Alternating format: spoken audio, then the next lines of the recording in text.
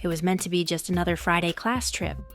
Nothing fancy, just a nature walk through Maplewood Trail, a few bug worksheets, lunch under the big oak trees, and the usual group photos. But Jude and his friends had other ideas. They quietly slipped away, hoping to find their own little adventure. That's when Jude spotted a mossy log stretched across a shallow stream. With a grin and a dare to himself, he stepped onto it, determined to impress. Well, let's just say the log had other plans. One slippery step later, Jude was in the stream, water rushing around him, and his foot wedged tight between two rocks. His friends froze. Then, in a flurry of confusion, they started running around in literal circles trying to help, but doing everything but helping. Tweet, tweet, tweet. A small bird call, then footsteps. Benji? He popped out from behind a bush, holding his whistle and blinking at the scene. Jude? He said, eyes wide. Are you okay? Jude flushed. I fell. I think my legs stuck. His face was pale and panicked. For all his usual jokes and loudness, Jude suddenly looked like a very small boy in a very big forest. Benji didn't laugh. He didn't tease. He tossed down his backpack and stepped carefully into the water, moving between the rocks. Hold still, he said softly. You're going to be fine. Jude nodded, eyes wide. He watched Benji in silence. This red-haired, freckled boy he'd teased all year, now pulling at his leg gently, wedging a smooth stone underneath, whispering something about pressure and balance like he actually knew what he was doing. Unfortunately, Benji's hands were too small to grip the rocks. He wasted no time. Don't move! You might hurt it more, he said gently, trying to calm Jude.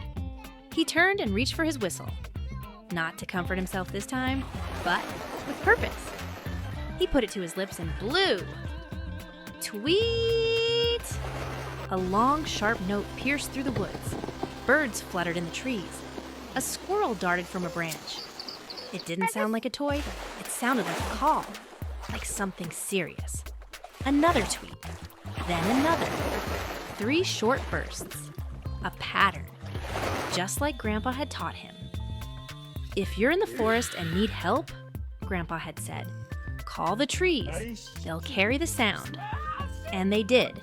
Within minutes, 2 teachers came sprinting through the trees, followed by the park guide. The boys who'd been frozen in place moved aside. The adults swarmed Jude and Benji, lifted them both gently out of the stream, checked Jude's ankle, and wrapped them in blankets. Benji stepped back, muddy and quiet, clutching the whistle in his palm. Later, at the school's nurse's office, Jude sat on a cot with a bandaged foot and a cup of juice. He looked across the room at Benji, who was calmly chatting with a teacher about types of tree bark. Miss Clara leaned over to Jude and said, "That little whistle of Benji's, it's made of elder wood. His grandfather carved it just for forest walks. That's why we heard it so quickly." Pretty amazing, huh? Jude didn't say anything right away. He watched Benji laugh softly, freckles dancing across his cheeks, his red hair shining under the office lights. Finally, Jude called out, voice quiet. "Hey, ... Benji turned. "Yeah?" Jude smiled. "A real one this time." "Thanks." Benji grinned. "You're welcome, Giggly Pants." Miss Clara blinked. "Giggly what now?" Jude groaned, but Benji only giggled. And somehow, for the first time, Jude didn't mind being laughed at. Something shifted after that day by the creek. Jude still joked around. Of course he did, but it was different now. The sharp edge was gone. No more calling people names, no more teasing Benji for his freckles or his red hair. In fact, the Monday after the incident, Jude marched into class wearing a red paper wig and dots painted on his cheeks. He stood up in front of everyone and announced, "I'm ... apprentice. You may call me Spot Spot." The class burst into laughter, good laughter, the kind that makes your belly feel warm. Benji just shook his head, smiling. You look like a tomato that rolled through a stamp pad. Thank you, Jude said, bowing. From then on, the two were inseparable. You'd see them trading lunches, inventing handshake routines, or giggling about something that no one else quite understood. Then came the Compliment Club. It started one Tuesday at recess. Jude stuck a sign on the playground fence that said, "Join the Compliment Club. Make 'em laugh. Make 'em blush." No teasing allowed. The rules were simple. Say something kind. Make it funny. No groaning allowed. Nice shoelaces. Did you borrow them from a race car?